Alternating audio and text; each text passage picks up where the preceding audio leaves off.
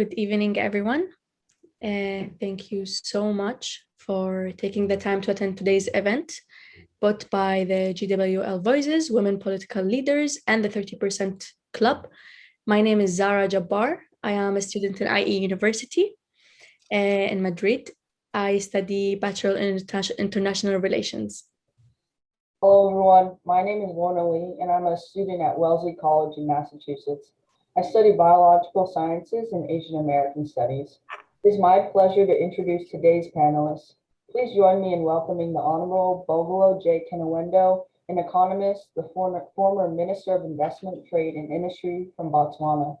Susan Malcorra, the Dean of the IE School of Global and Public Affairs at IE University, the former Minister of Foreign Affairs and Worship from Argentina, and the member and co-founder of GWLvoices for Change and Inclusion.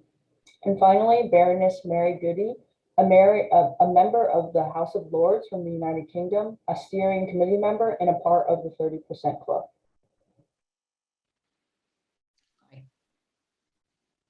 So today, our dynamic of this discussion will be a roundtable discussion to our wonderful women who created this to help achieving gender equality.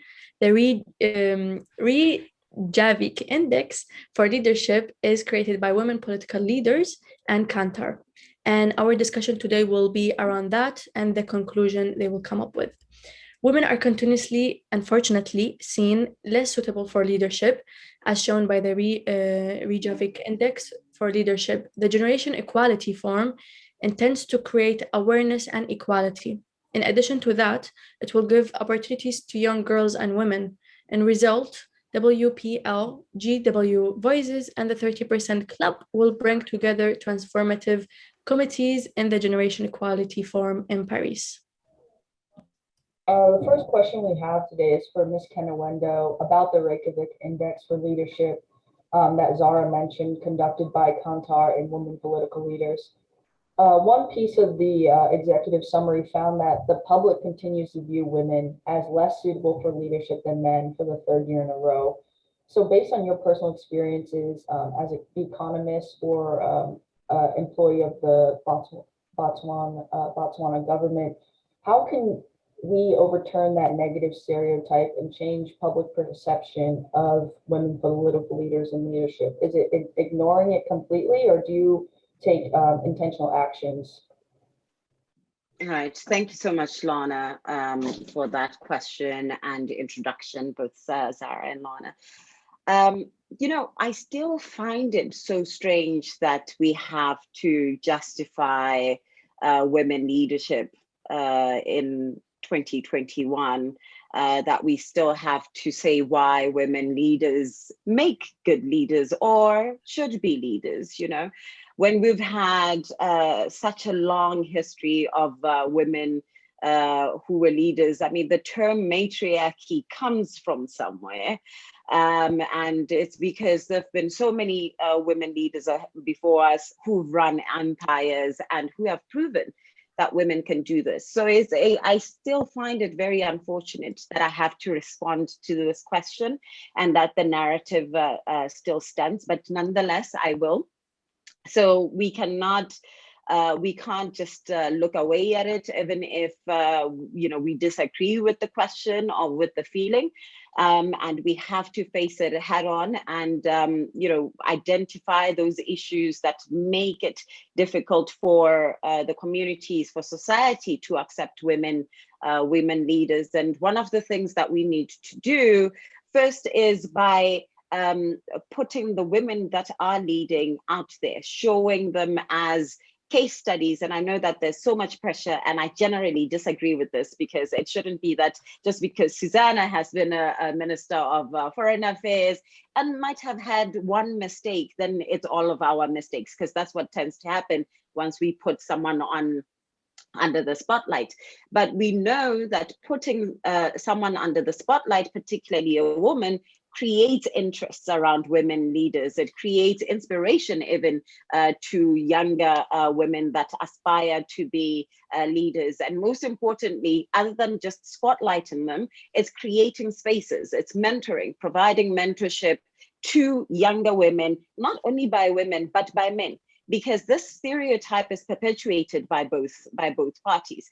And you will also hear it being said by men that, oh, women don't support women. So we need to first deal with the nuances around that, deal with this narrative that women don't support women, but also challenge men to show that they too support women, because they recognize the importance of having a balanced leadership and a diverse group at the table. So we shouldn't look away every time we hear of a narrative that perpetuates that women can't lead, or a narrative that perpetuates that women cannot support other women. So we must tackle those issues head on.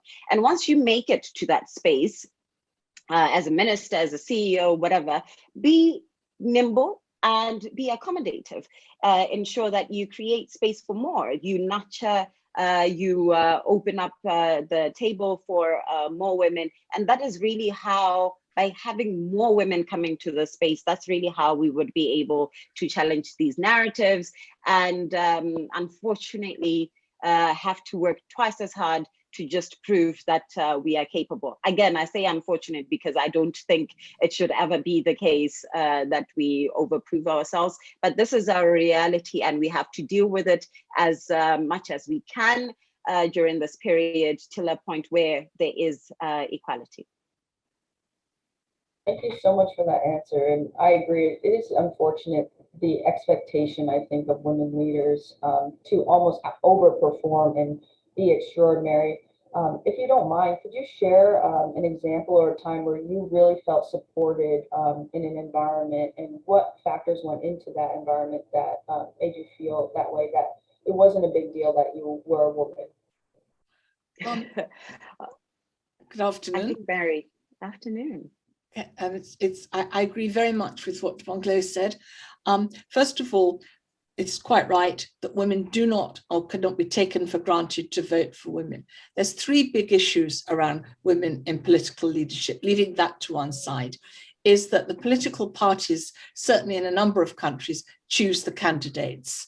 And just give you an example of the UK and other countries, it is the political parties that, you get on the list, then you go through all the selection committees, and then they choose who's going to run, whether it's for the local authority, whether it's for parliament, for whatever.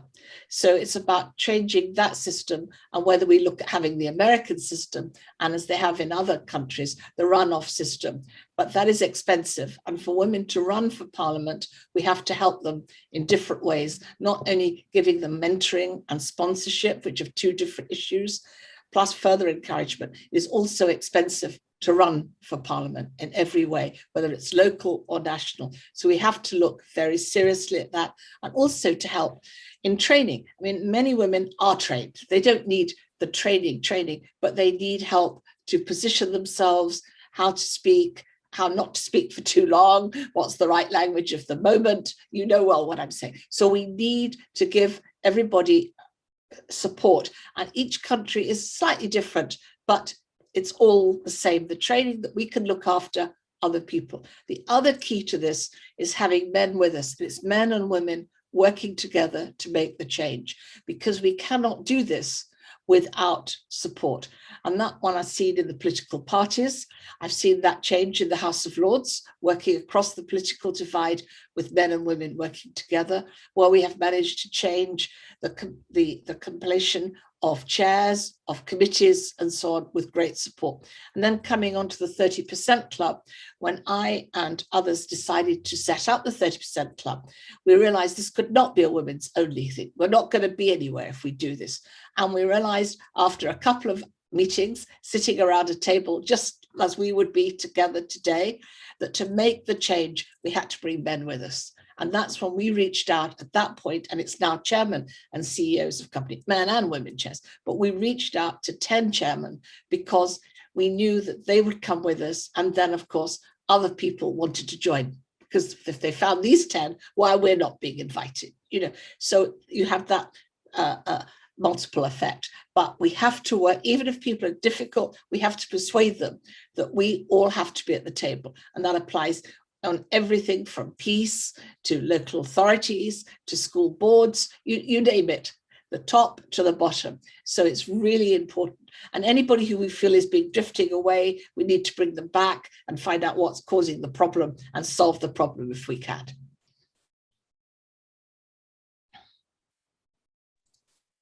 Thank you for that answer.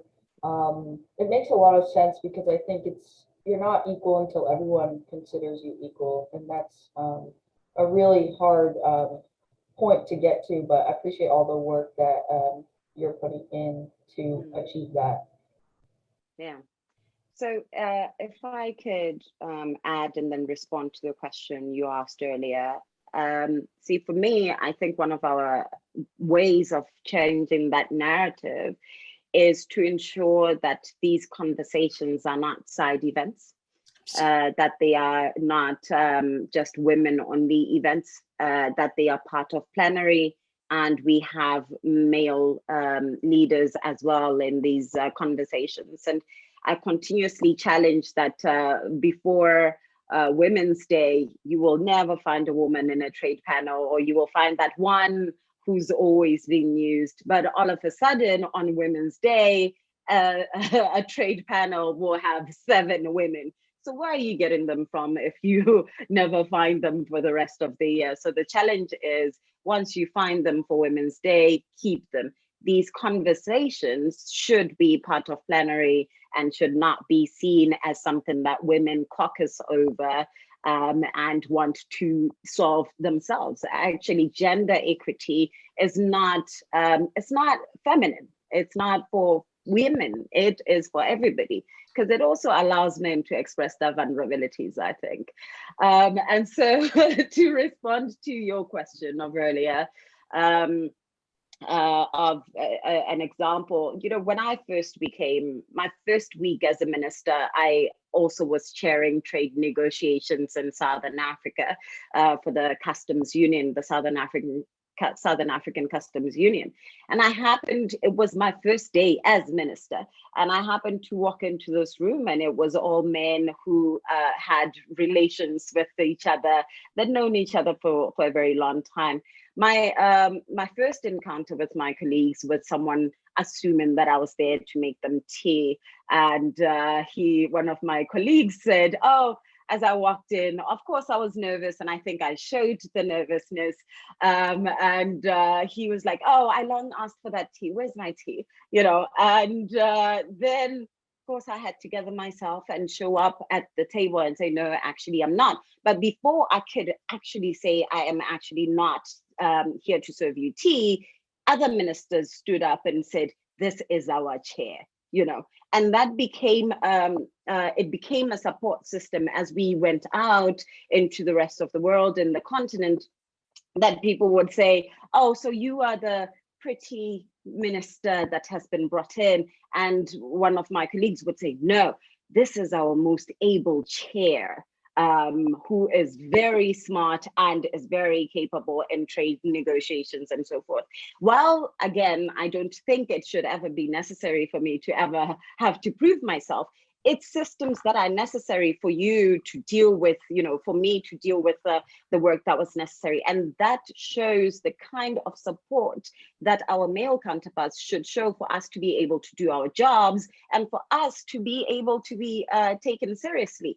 But all of that died quite soon when we started doing work, both in the region and outside, because, you know, your technical expertise, your knowledge, your know-how, and all of that cannot be challenged when you're certain. Yeah. Can I just come on from that? That it is really important that we champion each other as much as we champion males and males champion us. We champion each other together. And that we've been able to do that not only in the 30% Club and Make Change, where we see through the pipeline of looking as for, in politics and elsewhere, is that we mentor young women and men, cross-mentoring, so that the opportunities are there so that people are able to go forward and have confidence, and to be able to mentor people from different political parties or different kinds of companies, but men and women mentoring each other. And that also makes the change and makes people understand where we're coming from. But I do agree, having been at many talks, as you have done, that you have to set it out that I'm there in a very refined way, not in a, main thing is not to show how you feel too much, but you feel it inside, but just to take the chair and to sit down and, you know, to be positive and not show any side, because we can deal with that person in another way. You know, it's important at the table that we're there. And the other thing is to be as inclusive as possible to everybody, even if we don't take to them or whatever, we bring them in, we make them be with us, because we can't succeed. But I agree with one point, that I try very hard not to be on panels when it's all women, that we try to have men. This is not an offense today, please don't misunderstand, because this is what we are, but it is really important to have men and women on every panel, and a couple, not just the one person. I think it's quite important in many ways to do that. If I may chip in here for a second, two comments. First, Madeleine Albright, everybody knows her, she's a member of our group. Yes. She has a famous phrase that says that the road to hell is going to be filled with women who did not support women.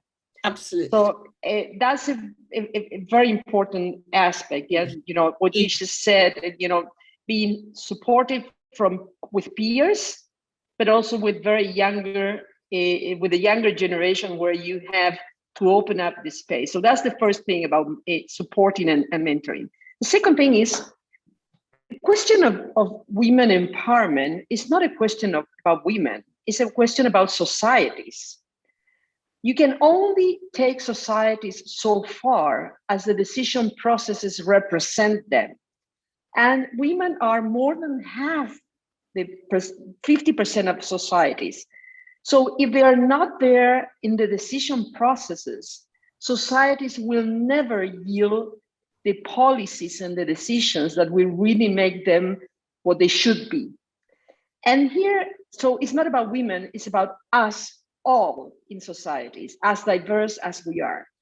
The second thing is that this is about power. And one of the reasons why we are not allowed in as much as we should is because the ones who hold power don't want to let go. Absolutely. So we shouldn't fool ourselves. This is a power struggle. And it's often the case that women tend to shy away from the notion of holding power. Power is what makes you influential, what makes you make things happen, what really shapes policies, what really shapes the design, the agenda of whatever is it that you are doing. So we as women need to recognize that we are here to take our share of power, representing half the society as we represent, and taking the decisions that we need to take, shouldering the decisions, co-shouldering the decisions with our male counterparts, without shying away, but also exerting ourselves as we should, because otherwise we'll never steer societies to the place where they should be. So that's a very, very important element. I always remember visiting a president on behalf of Secretary General Ban Ki-moon when I was his chief of staff, because the Secretary General wanted to convey a message on gender policies. And there were some decisions taken by this government that were really, really counter to women empowerment. So I started the conversation with the president, whom I knew well, and I said, what would you think about the development of your society if half the society was not performing up to what they could? So it would be a disaster. Can you imagine? He was explaining me what terrible situation will be not to have that half of the society fully empowered and represented. So after he finished explaining to me, I said, well, that's exactly what happens in your country, because women are not fully empowered. And it was only at that point that the penny dropped, and he realized that effectively half of the society was not fully participating in the economic development of the country. So this is just a minor example, but we just need to push for it. There's no other way. Can I just come on from Susana? In the same way, and we've worked quite hard on women and peace and women at the peace table, that is why we have to have women there, 50% at least, because the peace only keeps when women sign on the peace. And women also, not only do they discuss the major thing, it's also about education and further education, about health, about investment for jobs, about housing, and all these issues. When women are at the peace table, they're taken up. And I mean local women, not women like us who are brought in. We need everyone, but it is the local women with local men. Because when it's just men at the peace table or at any table, the decision-making is just quick and no thought to underpinning it. And it's the same in industry, that where you have women on boards and women chairs, they know that they are responsible for all of the stuffs, mortgages, their home rent, everything, that they consider that as they make decisions and don't make these macho decisions. And what you've just said is absolutely right. And what you said. And new women leaders because of COVID are emerging. Absolutely, what have been said is actually perfect for me to ask this question right now.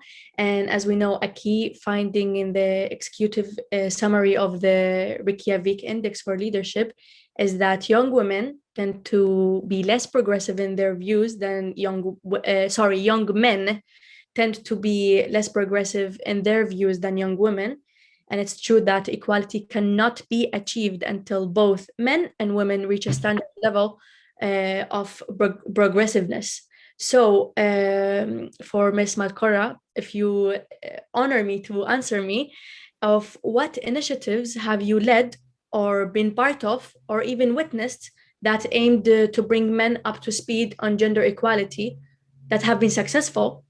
And also on the other side, if you can also tell us what has been, what didn't work.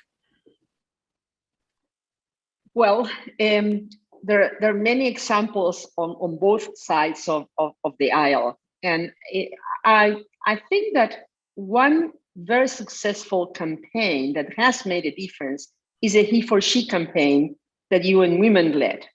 I think that campaign engaged leaders from all over the world. You know, it's very interesting. You measure success when people want to show in the picture, want to appear in the picture because others have been there.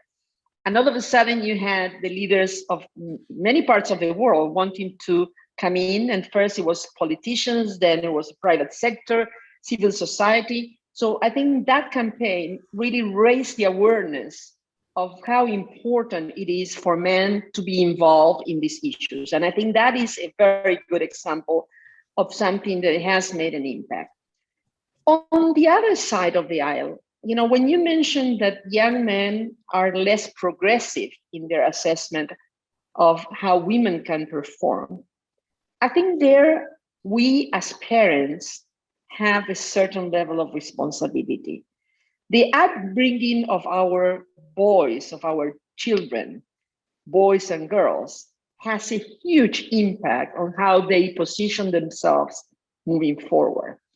If at home you make a difference between what a boy or a girl should do when you finish eating and you take up the table and the plates, that small example starts to establish a clear, uneven field to compare between men and women.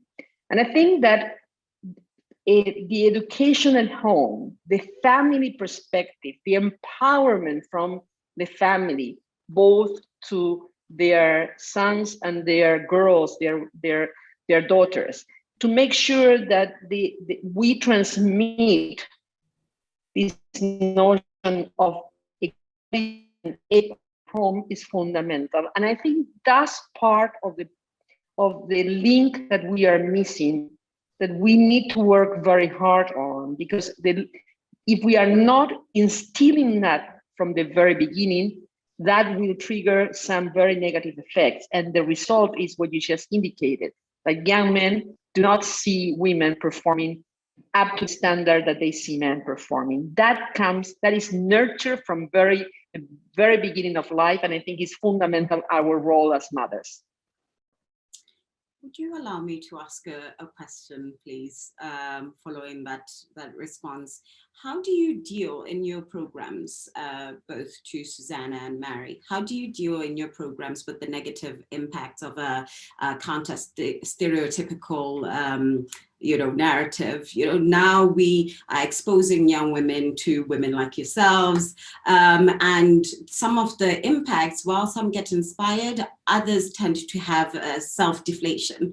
They think they can't attain that status, they can't be this wholesome, put together woman, because even at home things are flying all over the place. So in your mentorship programs, and dealing with the young people that look at you on the spotlight, how do you help them deal with the negative effects of counter stereotypical issues? Well, from my end, if I may first, I always tell the women I speak with that they should trust themselves. They should believe what they are, in what they are. They should really dare. They should really go as far as they can and one step farther, because the capacity to test yourself is what develops your ability to go beyond. When you train yourself, you start training and you don't believe that you will make the 5-kilometer mark, and then you keep training and you make the 10-kilometer mark, and then in the end you run the marathon. Well, that's what I transmit to women, to young women. You don't know where your boundaries are. What you believe is your boundary is a self-perceived boundary. You need to push it, and you can only do that if you really work hard, and if you trust your instinct, and if you push yourself to go beyond and to dare, and in daring, accept that you might fail every now and then, and that's okay. All of us did, and of course, I always give my examples. So that is my main theme, mentoring young women. Also, we learn from failure. All of us on this panel have had ups and downs in politics or in other organizations we work in. So it's important for us to learn by failure, and also to let the person know that we're trying to assist, that you can fail and you learn from failure. Also, if something, we don't know sometimes when somebody is not doing well, whether they're being bullied within the organization or on the side. So we have to build their confidence up and tell them that they can do well, encourage them a second time or a third time to come forward, and to try to make them reach their full potential. And if they're not, to ask them, what is it, what's there? And we may not be able to help, but we could also get somebody else. So it's not always on our shoulders. It's for us to take them to the next stage so that they don't go away. So we may say, oh, it's not for us, but over there, this person can help, male or female. And I think that's really important, that we don't let anybody just disappear off, because there's always a role for somebody in all our organizations. And can I just say one thing? In the same way, just in the same way when people go off of paternity leave or maternity leave, we must ensure that they come back and there's a place back for them in whichever the organization is. We don't want people to disappear there either. Okay. And the other thing, in this regard, if I may, is that there are different perspectives also from the younger generation, which we all need to take into account. We are celebrating Beijing plus 25, more than 25, 26 now, and that's all good. We have a long way to go from what we committed to do in Beijing, but we need to check that what we committed to do in Beijing is still totally relevant for the younger generations.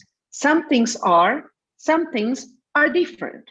So having that sense of what is still significant for the younger women, so that we push the agenda in the right direction, is critical. And that's one of the reasons why we have introduced intergenerational dialogues in our work, because we are senior, we have a long experience, but we don't know it all. We do not represent it all. And it's critical to hear the voices of women, young women like we see on the screen today, because that is what will shape the future. So my advice, just my response to my own question, is leadership female leadership is not homogeneous. Just because someone does it in a certain way doesn't mean you have to do it the same way. And having a mentor or role model doesn't mean you need to copy that. You pick what you think works for you, and then you add your own flair. One of my advisors once said to me, when you want to be successful in a certain field, look at who's successful already in that field, pick what you like about that person, emulate, but then what will distinguish you from the rest is your own spice that you bring to the table. And I think that is so important as we mentor young women and be mentored ourselves, that you don't actually set your bar next to somebody else's achievements. Thank you for that, Ms. Kenewendo. It's nice because then from you and Ms. Malcorra and Ms. Goudie, I'll take things here and there that I like about all of you. And it's kind of like putting that piece together to develop like your own style of leadership. My question is for Ms. Goudie. Ms. Malcorra brought up the fact about bringing in intergenerational people to develop solutions. And I was wondering how culture kind of fits into that, because given like the global context of the work that you all work on, you have to take into the different cultures of people and how each solution is going to fit in, and when they want to go implement it, what barriers they'll face, and they'll be different. And then thinking about that intergenerational difference, culture is changing throughout the generations. And I think young people see culture in a different way than maybe people already in the field and things like that. So how do you meet in the middle at a place that meets both of the needs of the generations as well as the different cultures that these organizations work to help? I think we need to look on everything both as global and as local. The two come together. And I think when we referred to Beijing just a little while ago, the Beijing principles are laid down for us, and it's building on those in the way today is. It's quite different today, but those principles are there. So they give us, as we all have our notes for today, just the one-liners. They're the one-liners to modernize those one-liners or to use them as of the moment. And at the same time, when we're thinking about when young women or friends get in touch to say, I've got a young woman, or this young man wants to go to do postgrad, this young woman's finished, she wants to do fashion and sustainability. You think of how it is today, how you can meet with her and who you can send her to help her, because we don't all know about all these issues. So it's about thinking about all of our colleagues around the world who could help this person, because it's a small world. So you could also put somebody in touch with somebody from Toronto in Canada. The issue is exactly the same as for somebody in Ireland or wherever, or Taiwan. So we have to think globally who could help and who's of the same, because coming out of COVID, everything, the gaps are going to be different, but the equality should be better and the same. But using some of the Beijing outcomes and building on those, I think, are really important to moving forward, because we have to have some lines to move forward, and instead of reinventing the wheel, building on that wheel and adding to the wheel. Is that helpful? And I think also Definitely. I mean, you cannot start from scratch. No. That will be an absolute waste. And the Beijing platform was such a success, bringing together so many views from so many different places and having governments endorse that.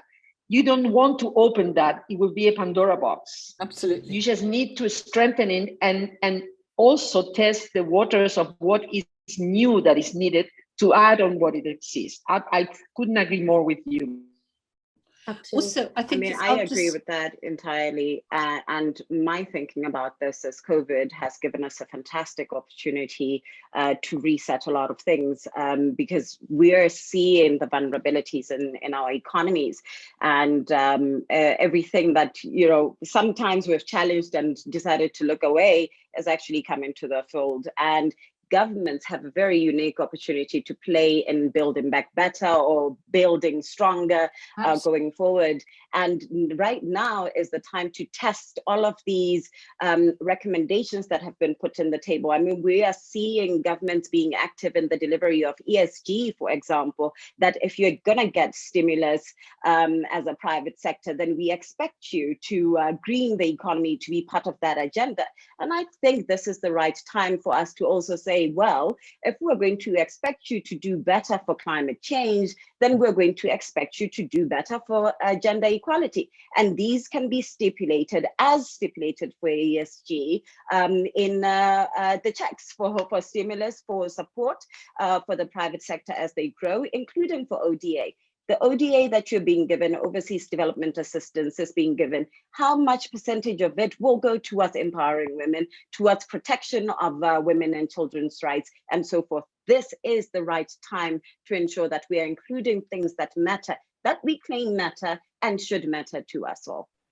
And including, Golo, go ahead, Mary, go ahead. Including now that coming, because of the terrible pandemic that COVID has brought forward, also domestic abuse of any abuse to women or men is no longer acceptable.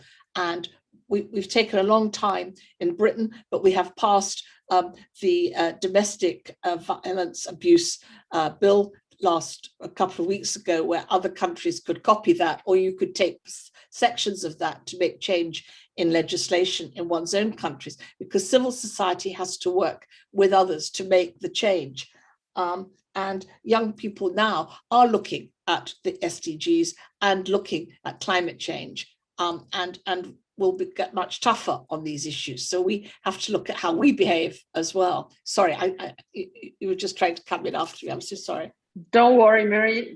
This is a round table. we can take the time. Yes. Going back to Bogolo's point, you hit the nail on the head regarding the stimulus packages and everything that is coming after COVID. It is critical that a gender lens is included in those packages. It's absolutely critical. As much as you said, a green lens is included there.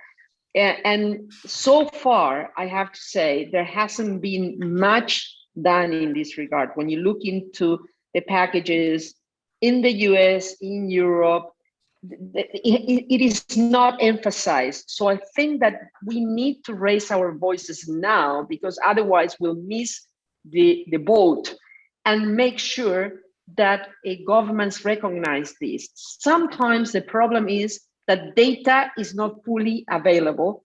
That should not be an excuse. Let's use whatever baseline data we have and let's improve it from there. But if we miss this opportunity, it will be really, really bad on us, and we need to raise our voices. Yeah. With that being said, actually, I will jump again and ask Ms. Kenewendo if she can answer me of what actions can all sectors commit to through the gender equality forum and in geopolitical forum, such as the G7, to catalyze sustained change. All right. I feel like we've already responded to you, Sarah. We let the conversation grow legs and run.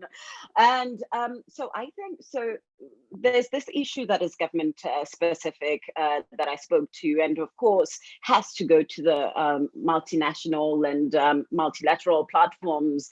And we all have to agree that this is what we're going to do. See, I believe that as long as we are not prioritizing gender equality and we don't see it as an issue to be mainstreamed into the rest of policies and how we do things, then we will never really see the change. And we have this very unique opportunity. Everyone is bringing an issue that has been contentious in the last 10, 20, 30 years. Digitization, green in the economy, all of those issues are now being talked about, and we are pushing them forward. This is the right time to also say, as Susana said, well, gender equality should also be part of these discussions. And then going forward with the private sector, I can think of various areas that with the private sector, we can talk about how we deal with investment agreements, how we deal with incentives that are being provided when you go, when FDI reaches other areas. And we focus specifically that there is a clause, not only in trade agreements and investment agreements, that speaks towards gender equality and ensuring that when you find the status quo, you do not move it downwards, but instead you move it forward. There are many issues that I see. One of the questions that I saw here about building that pipeline, what kind of things do we need to do? Parental paid leave is one of them. We have examples, live examples of things that work in Sweden, the Scandinavian countries. What are they doing so right that women are working and having babies at the same time? How can we take those and apply them in the rest of the world? And we don't have to reinvent the wheel. Things are working. It's just that they're piecemeals across different parts of the world. We bring them together and we implement those. What we need first is political will. And by political will, I just don't mean the politics, right, of governance, of governing a country. Political will also applies at CEO level within businesses and even at NGOs. If you're willing to speak out for climate change, you should be willing to speak out towards gender equity, not just equality. I think that Laura in the chat to the panelists talks about one-time contracts for parents, who's here, and she's quite right that it is difficult and we have to work on this. All of us know what it is to have to help with other people's children or our own children, and the nightmare for every family, and COVID has brought this to the full, is school holidays and homeschooling or looking after children and projects. Now, some families, this is easy, but for others, it's an absolute nightmare.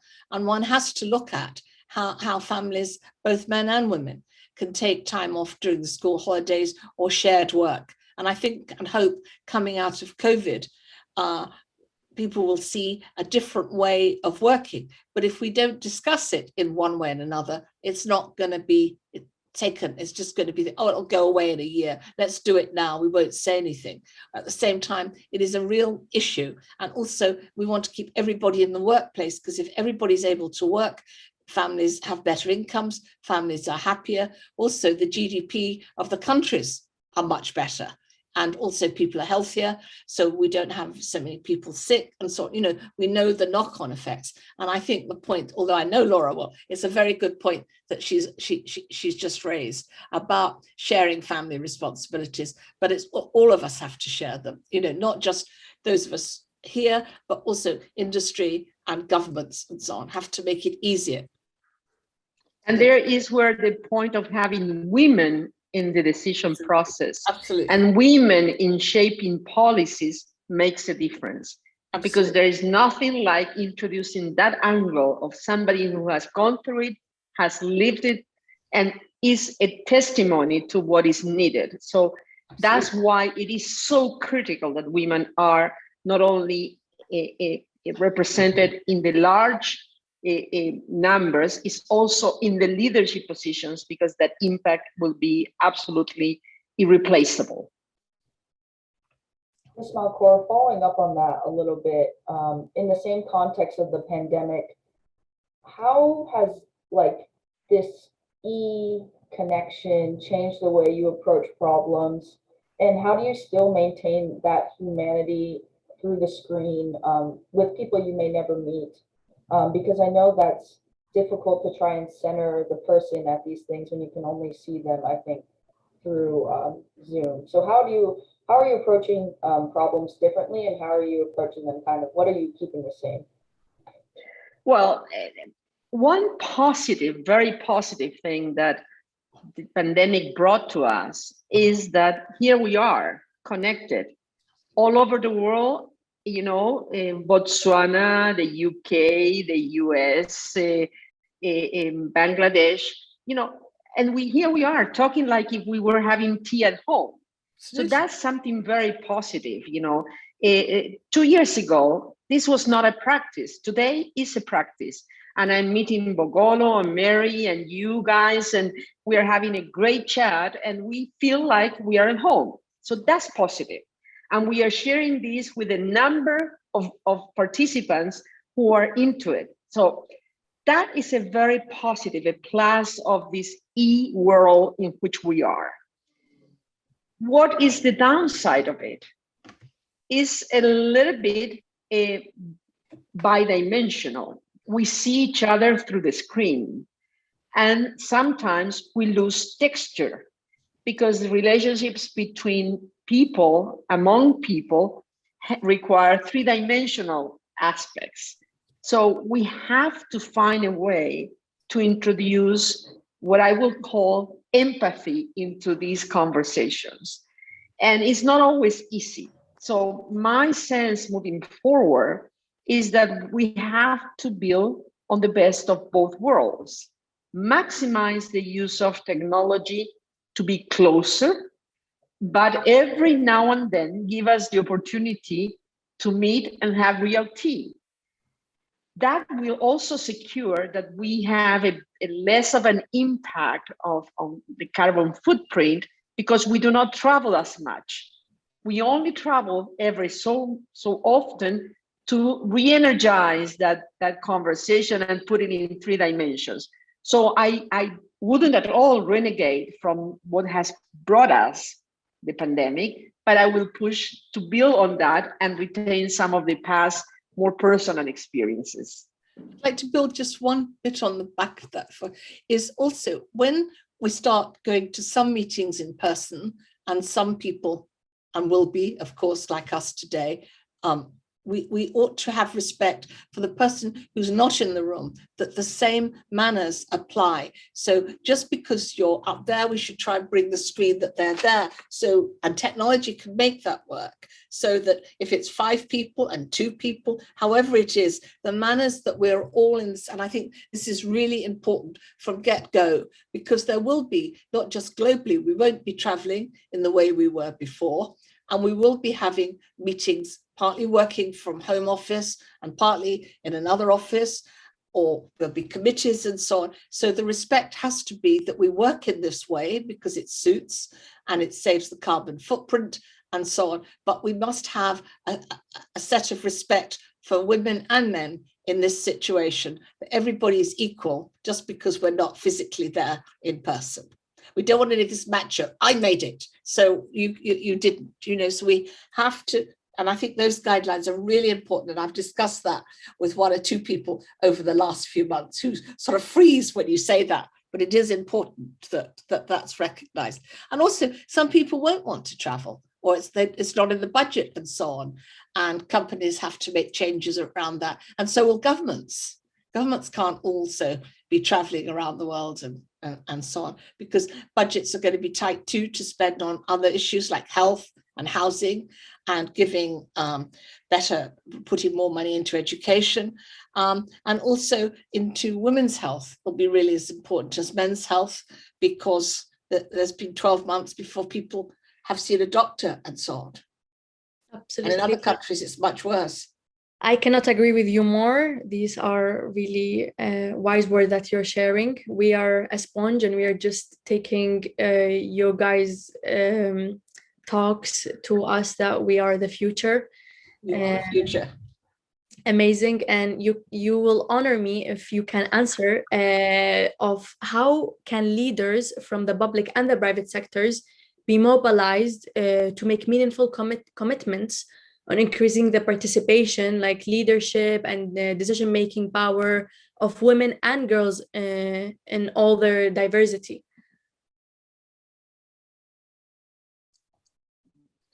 Well, I think that there I will say 2 things. I made a comment regarding the he for she campaign. That's a campaign that clearly makes commitments. But I think we need to go a step farther. We need to go beyond commitments. It's time to deliver. We just need deeds, not words, I will say. So that's what we need to push for. And that's why, again, going back to the point made earlier regarding data, baseline data, I think it is critical that we push to governments and the private sector to define a set of data that allows us to measure progress. Because it's not only commitments, it's how you deliver on those commitments, but how you make sure that those deliveries of commitments really make a difference, have an impact. So we need to get very serious about measuring. I'm an engineer, so I tend to focus on the measurement part of things. I think it's critical that we start measuring. So we really emphasize the need for gender data so that we can really not only push on people to commit, then push them to deliver, and then measure what has happened to retrofit into the commitment cycle. And nothing's without measurements either. Measurements are vital for everything we do, even if we use them only once, as much as push civil society to support us. So I think we, in addition to that, we also need champions. We need, Absolutely. People who are willing to step out and be counted for what's important and for what we believe in. So the he for she, you have those champions, men who are ready to say we need that change, who recognize that you can't have 50% of the population working. But I also believe that sometimes you have to give people, it's either a carrot or a stick, right? As a government, if this is something that you believe in, choose if you're gonna go for the carrot or the stick to see its implementation and delivery on issues that have been raised. It could be, if it's a carrot, is it incentives? Will there be a tax break if 50% of your employees are women?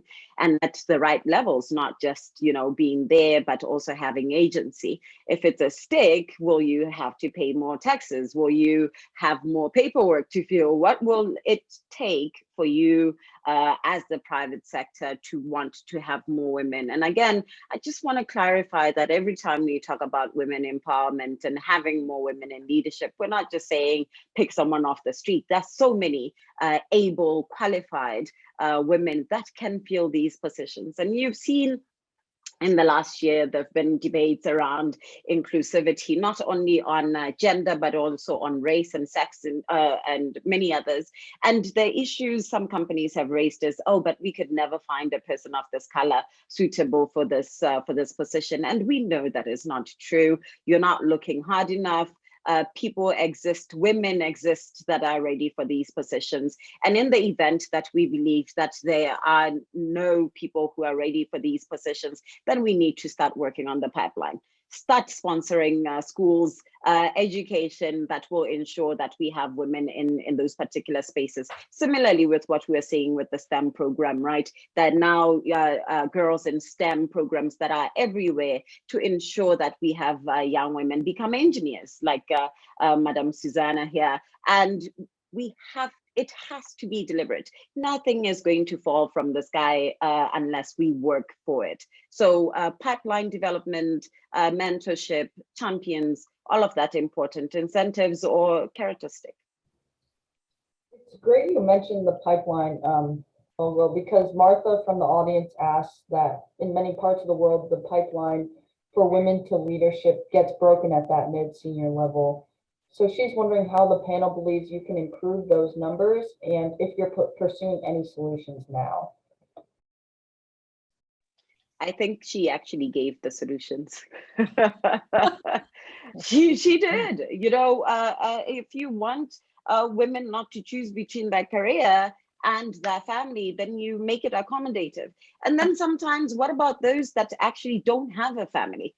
But we're dealing with stereotypes of, but a woman is gonna want to take 9 months off or whatever the case is, because you think everyone would want to have a family. I just think, pick people on merit, and give a conducive ecosystem that allows even a man to want to take parental leave to take care of their own child, and provide mentorships and provide equal pay, make it worthwhile for both genders to want to work in your business.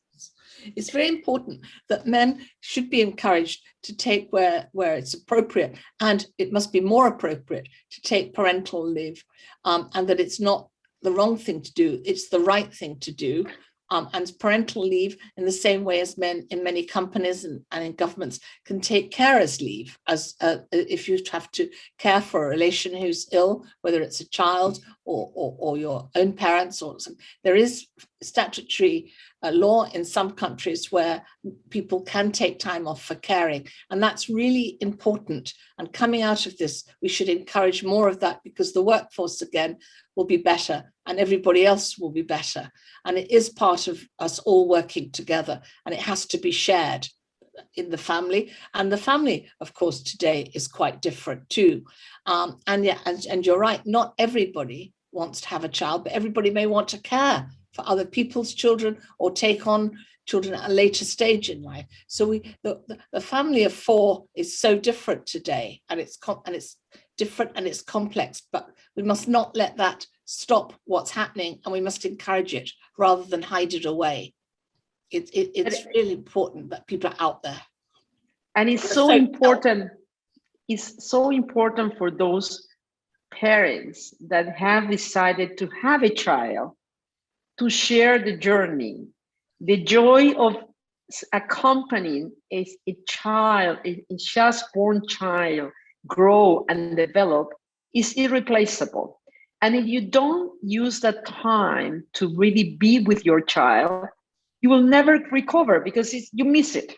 So it's not only that you, as Mary said, have a healthier workforce, you have a stronger workforce, which is better represented.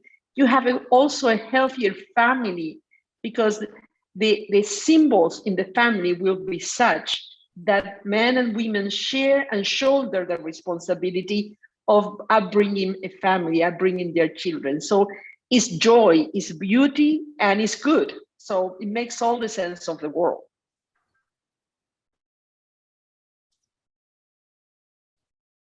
Absolutely. With all that being said, we are extremely proud and extremely thankful for this amazing roundtable. We would like to extend our most sincere thanks to Gratitude the Bennetleys for joining us in this roundtable discussion despite their busy life. Without you, this wouldn't exist. We would also like to thank the audience for attending as well. And a final thank to you, GWLvoices, Women Political Leaders, and the 30% Club for hosting this much needed conversation. Please feel free to join us in the GWLvoices on Instagram for interviews with Mr. Malcorra and the Honorable Bogolo Kenewendo. I will write the 3 Instagrams usernames down in the chat. Please check them. We will do an amazing 2 interviews, short questions that will be very interesting. Thank you so much, everyone, for this. It's been great. You are example for us, and you stand as a really role model for us young women. And we hope we will carry what you are carrying, and we will make this happen. Thank you. I've so enjoyed it so much. Thank you very much. Thank you. Thanks. Thank you. Thanks.